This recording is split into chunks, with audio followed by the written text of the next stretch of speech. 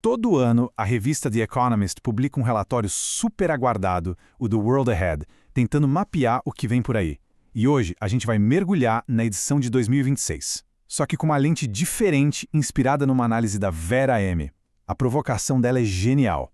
E se o mais importante não for o que está escrito ali, mas justamente o que foi deixado de fora? É isso que a gente vai investigar.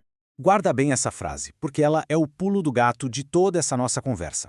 Ela sugere que por trás de toda a análise oficial cheia de dados e previsões, existe uma narrativa silenciosa. E é essa história não contada que a gente vai tentar entender. E olha, não estamos falando de qualquer coisa. A The Economist faz isso há 40 anos. É uma publicação que influencia governos, empresas, investidores. O que eles dizem vira pauta no mundo todo. E é exatamente por ter esse peso todo que é tão fundamental a gente dar um passo atrás e questionar as entrelinhas. Mas, antes de criticar, vamos entender. Qual é o futuro que o relatório está nos apresentando? Quais são as grandes tendências que, segundo eles, vão definir o mundo em 2026? A estrutura que eles usam é bem direta. São 10 temas centrais que vão de política internacional e tecnologia até cultura e comportamento. Vamos dar uma olhada geral nesse mapa?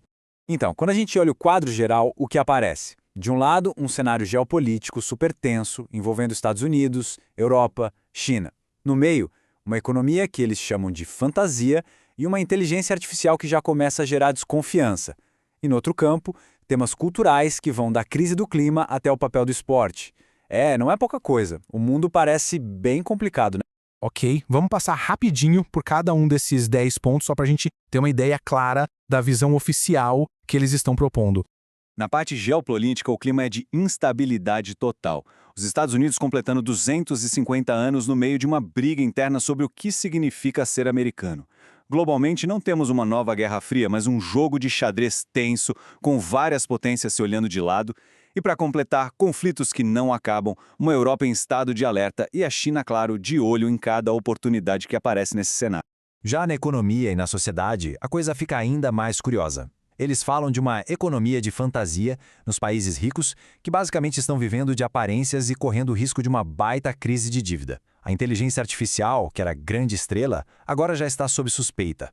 A crise climática segue em câmera lenta, o esporte vira um palco para disputas de narrativa e até o Ozempic em comprimido entra na lista, mostrando a tensão entre saúde e estética. Beleza, essa é a foto oficial do futuro. Mas agora, a gente entra na parte mais instigante, que é inspirada pela crítica da Vera M. O que será que essa visão de mundo tão bem arrumada está escondendo de nós?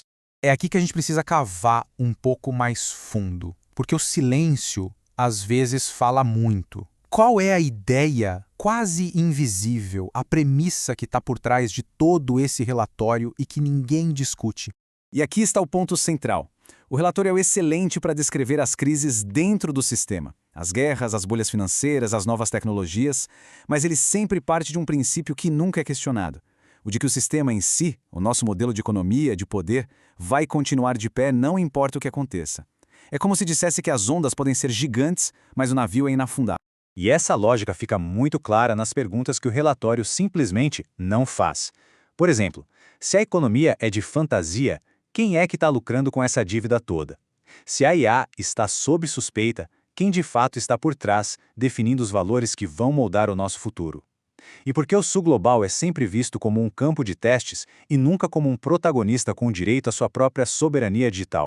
Pois é, essa omissão constante de certas perguntas nos leva a uma ideia-chave, a do ponto cego do sistema. É como se houvesse uma parte do cenário que a visão oficial simplesmente não consegue ou não quer enxergar. Mas o que é esse ponto cego? É a crença, quase uma fé, de que no fim do dia as estruturas de poder vão continuar as mesmas. É uma ideia muito confortável, né? Especialmente para quem já está no topo. Permite que se fale sobre qualquer crise, por mais grave que seja, sem nunca ter que tocar na ferida de verdade. A possibilidade de que o próprio sistema possa não aguentar. E tem uma frase da análise da Vera M que é, olha, cirúrgica.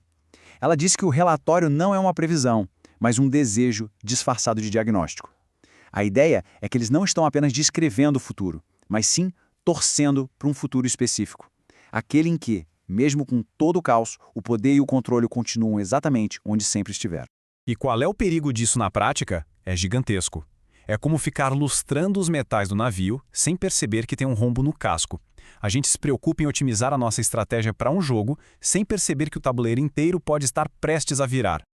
Então, o que a gente faz com tudo isso? A ideia não é jogar o relatório fora, de jeito nenhum. É usá-lo como um trampolim para fazer perguntas muito mais espertas e estratégicas sobre o futuro. Por exemplo, se o cenário geopolítico é instável, como o relatório aponta, a pergunta principal para qualquer negócio muda. O foco deve ser em máxima eficiência, ou seja, no menor custo, ou deve ser em resiliência, em ter a capacidade de aguentar um tranco forte quando a cadeia de suprimentos quebrar.